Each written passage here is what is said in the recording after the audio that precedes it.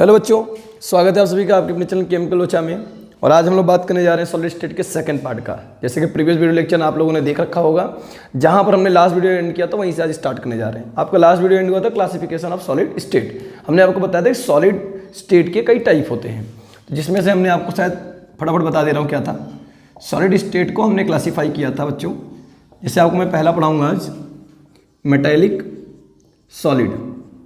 दूसरा बच्चों आपको पढ़ना है आयनिक सॉलिड, आयनिक सॉलिड।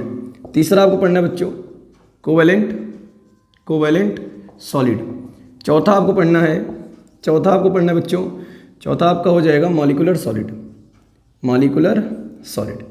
तो आज इन्हीं को डिटेल में पढ़ना है अपने को, तो बिना टाइम वेस्ट किए हम लोग स्टार्ट करते हैं। सबसे पहले मेटेलिक सॉलिड। चलिए आप लोग भी हिंट डाल लीजिए कॉपी पेन निकाल करके। मेटेलिक सॉलिड, ठीक है। देखो मेटेलिक सॉलिड होता क्या है। अगर कोई आपसे पूछता है कि मेटेलिक सॉलिड क्या है तो आप क्या बताओगे? तो मेटेलिक सॉलिड को आप नॉर्मली मेटल बोल सकते हैं, सिंपल सा मेटल बोल सकते हैं, ठीक है। वो क्या होता है? एक मेटेलिक सॉलिड होता है। तो बार बार ये क्वेश्चन आता है कि भाई मेटेलिक सॉलिड कैसे आपस में कंबाइन होंगे, भाई उसके अंदर किसके पार्टिकल हैं। तो इनके अंदर जो कंस्टिट्यूएंट पार्टिकल्स होते हैं, कंस्टिट्यूएंट पार्टिकल जो होते हैं वो आपका होता है मेटल। क्या होता है? मेटल, ठीक। और इस मेटेलिक सॉलिड के अंदर जो मेटल होते हैं इनके बीच में जो फोर्स काम करता है वो एक स्ट्रॉन्ग इलेक्ट्रोस्टैटिक अट्रैक्शन फोर्स होता है। स्ट्रॉन्ग इलेक्ट्रोस्टैटिक अट्रैक्शन फोर्स होता है बिटवीन कर्नल एंड कोर। अगर आपसे कोई पूछता है कि कोई मेटेलिक सॉलिड है, मेटेलिक सॉलिड हार्ड होते हैं, तो उनके बीच में जो मेटल का अरेंजमेंट है वो कैसे है, तो आप बताइएगा कि they have strong electrostatic attraction force between kernel and core. तो आपसे पूछा जाता है भाई कि कर्नल और कोर का मतलब क्या है। ध्यान समझिएगा। जैसे मान लो मेरे पास सोडियम मेटल है, एटॉमिक नंबर इसका कितना होता है? 11। 1s2 2s2 2p6 3s1 6 2 8 2 10 और 1 11। तो जो ये आउटर सेल के हैं इनको बोलते हैं वैलेंस सेल या वैलेंसी सेल बोलते हैं। क्या बोलते हैं? Valency shell. और वैलेंसी सेल का जो इलेक्ट्रॉन है, जो वैलेंसी सेल का इलेक्ट्रॉन है, इसी वैलेंसी सेल के इलेक्ट्रॉन को बोलते हैं कोर इलेक्ट्रॉन। क्या बोलते हैं? Core electron. या इसी इलेक्ट्रॉन को बोलते हैं फ्री इलेक्ट्रॉन। क्या बोलते हैं इसको? Free electron. या फिर आप इसी को बोल सकते हैं, क्या बोल सकते हैं? Mobile electron. तो भाई ये जो मेटल के आउटर का इलेक्ट्रॉन होता है, ये क्या होता है कि न्यूक्लियस से बहुत मतलब हल्का सा बॉन्ड होता है, बहुत ज़्यादा टाइटली बॉन्डेड नहीं होता है, लूजली बॉन्डेड होता है, तो आसानी से ये रिलीज हो जाता है। तो इस इलेक्ट्रॉन को बोलते हैं कोर इलेक्ट्रॉन, फ्री इलेक्ट्रॉन या फिर डीलोकलाइज्ड इलेक्ट्रॉन बोलते हैं। तो फिर ये इलेक्ट्रॉन करता क्या होगा? देखो सोडियम आसानी से क्या करता है? एक इलेक्ट्रॉन रिलीज कर देता है। क्या करता है? एक इलेक्ट्रॉन रिलीज कर देता है और क्या बना देता है? Sodium plus. तो जो ये सोडियम, ये इलेक्ट्रॉन है, इस इलेक्ट्रॉन को बोलते हैं कोर इलेक्ट्रॉन। और ये जो आपका बना सोडियम प्लस, इसी को बोलते हैं कार्नल। क्या बोलते हैं? इसी को कार्नल बोलते हैं। तो कार्नल और कोर के बीच में strong electrostatic of attraction force काम करता है, जिसके कारण मेटेलिक सॉलिड क्या होते हैं? हार्ड होते हैं। इनकी मेल्टिंग पॉइंट क्या होती है? हाई होती है। और इसमें ये कोर इलेक्ट्रॉन होने के कारण दे आर गुड कंडक्टर। ये बहुत अच्छे कंडक्टिंग का काम करते हैं। क्यों? क्योंकि इनके पास क्या होता है? फ्री इलेक्ट्रॉन होता है। तो इससे रिलेटेड जो भी क्वेश्चन आता है वो आपके इसके अंदर तुरंत मिल जाएगा। भाई ये सॉलिड क्यों होते हैं? आपका रीजन यहाँ तैयार है। कैसे इनके बीच में बॉन्ड किन के बीच में होता है? वो रीजन यहाँ तैयार है। इनके अंदर कंडक्टिंग पावर क्यों है? उसका रीजन ये है क्योंकि इनके पास क्या है? फ्री इलेक्ट्रॉन है। अच्छा, हमें ये समझना है कि ये स्ट्रॉन्ग इलेक्ट्रोस्टैटिक फोर्स कैसे काम करेगा। इसके लिए तो एक प्लस और एक माइनस की जरूरत पड़ेगी।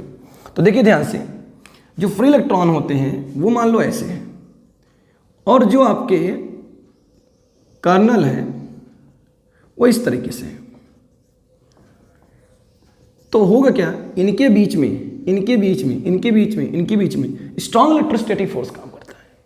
स्ट्रॉन्ग इलेक्ट्रोस्टैटिक फोर्स काम करता है। क्यों काम करता है भाई अट्रैक्टिव फोर्स? क्योंकि ये पॉजिटिव और ये क्या है, निगेटिव। और पॉजिटिव निगेटिव के बीच में कौन सा फोर्स काम करता है? इनके बीच में काम करता है इलेक्ट्रोस्टैटिक फोर्स। इलेक्ट्रोस्टैटिक फोर्स क्या होता है? एक स्ट्रॉन्ग फोर्स होता है।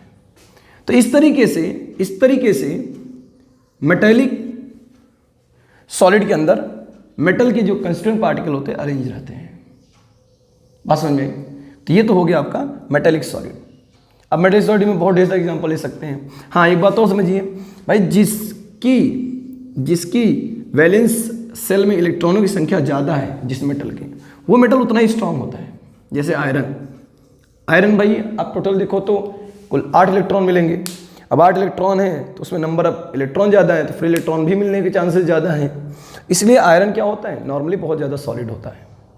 तो ये तो हो गया आपका मेटेलिक सॉलिड के बारे में। अब हम लोग बात करेंगे आयनिक सॉलिड का। किसके बारे में बात करेंगे भाई?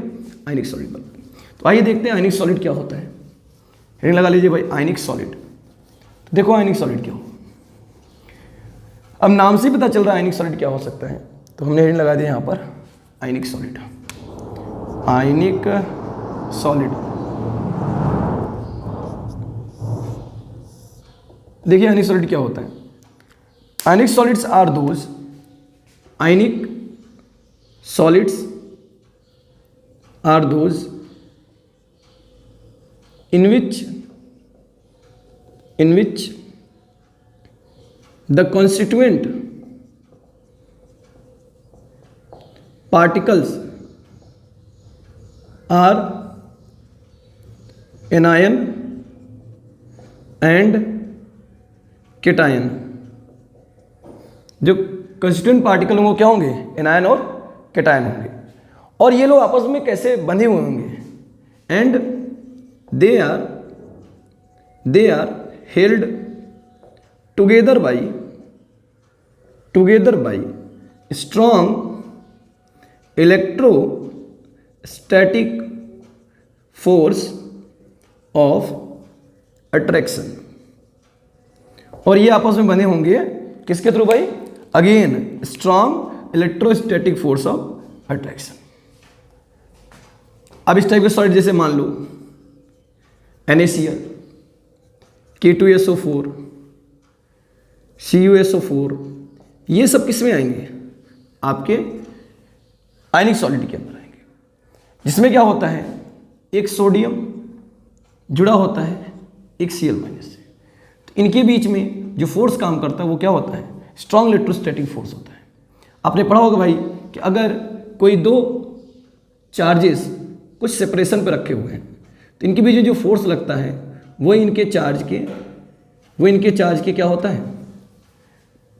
प्रोडक्ट का डायरेक्टली प्रोपोर्शनल होता है और इनके डिस्टेंस का इन्वर्सली होता है। अब जब इनको कंबाइन करते हो तो यहाँ से आपको मिल जाता है 1/4πε0 Q1 Q2 R स्क्वायर।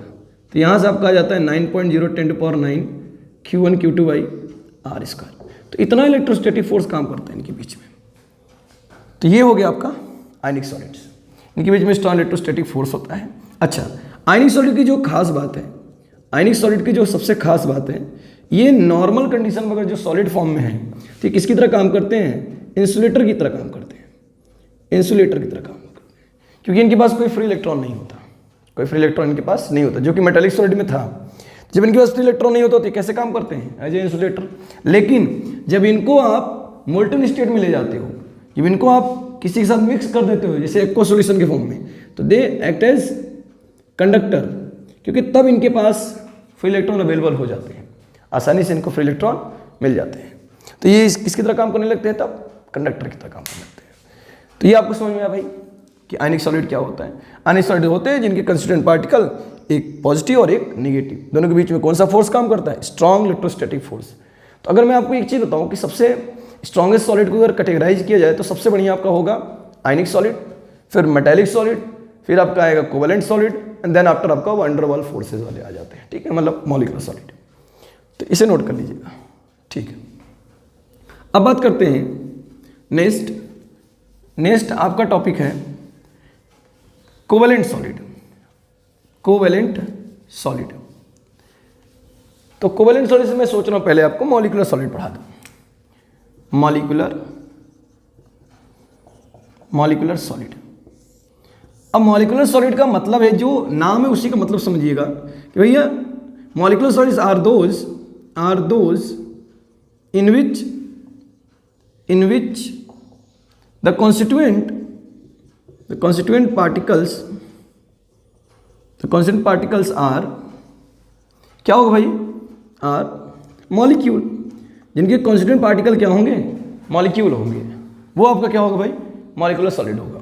जैसे Cl2, HF और Br2, I2 एक्सेट्रा, ये सब आपके किस में आ जाएंगे, ये सब आपके आ जाएंगे मॉलिक्यूलर सॉलिड में, कि जिनके कंस्टिट्यूएंट पार्टिकल कौन हो, मॉलिक्यूल हो। तो मॉलिक्यूलर सॉलिड को क्लासिफाई किया गया, मॉलिक्यूलर सॉलिड को क्लासिफाई किया गया 3 ग्रुपों में। एक तो नॉन पोलर मॉलिक्यूलर सॉलिड, एक आपको किया गया भाई पोलर मॉलिक्यूलर सॉलिड, और एक आपका किया गया हाइड्रोजन बॉन्डेड मॉलिक्यूलर सॉलिड, ये क्लासिफाई किया गया। अच्छा, इसमें खास बात क्या है कि भाई आपने 2 टाइप के सॉलिड के अंदर देखा है स्ट्रॉन्ग इलेक्ट्रोस्टैटिक फोर्स, लेकिन यहाँ पर जो ये आपका मॉलिक्यूलर सॉलिड है, यहाँ पर जो फोर्स काम करता है वो वीक फोर्स होता है, वीक वांडरवाल फोर्स। कौन सा फोर्स होता है, वीक वांडरवाल फोर्स है। अब वीक फोर्सेज में आप लोग जानते हो कि वीक फोर्सेज में अगर हम 2 टाइप के पढ़ते हैं, एक तो हाइड्रोजन बॉन्डेड और एक आपका वांडरवाल फोर्स। तो वांडरवाल फोर्स में जैसे आपका हो गया लंडन फोर्स, डाइपोल अट्रैक्शन हो गया, ये सब चीज़ें हम लोग पढ़ेंगे। जबकि हाइड्रोजन बॉन्ड क्या होता है, सारे वीक फोर्सेज में एक स्ट्रॉन्ग फोर्स होता है, सारे वीक बॉन्ड में एक स्ट्रॉन्ग बॉन्ड होता है हाइड्रोजन बॉन्ड। मैं नहीं बोल रहा हूँ हाइड्रोजन बॉन्ड वीक नहीं होता, हाइड्रोजन बॉन्ड वीक होता है, लेकिन सभी वीक फोर्सेज में एक स्ट्रॉन्ग फोर्स होता है। तो अब हम इसको डिटेल में स्टडी करेंगे, और ये मेरे लिए एक इम्पॉर्टेंट भी है और आप लोग के लिए भी इम्पॉर्टेंट है, तो ध्यान से इसको देखिएगा। चलिए सबसे पहले हिंट डाल दीजिएगा, नॉन पोलर मॉलिक्यूलर सॉलिड।